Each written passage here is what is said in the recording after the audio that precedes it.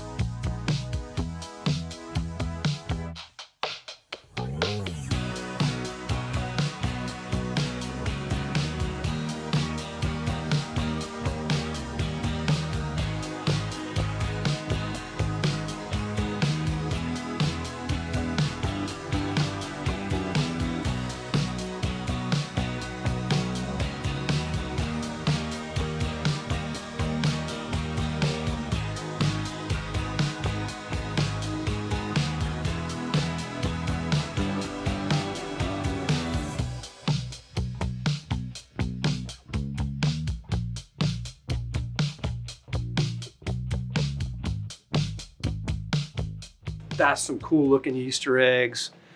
You know, when I came up with this concept, it was just all about making natural colors for food and beverage, and people were still dyeing their eggs with artificial colors. And I thought, if this works, what a great way for people to use natural colors, and another way to get away from petrochemicals, which are what artificial colors are.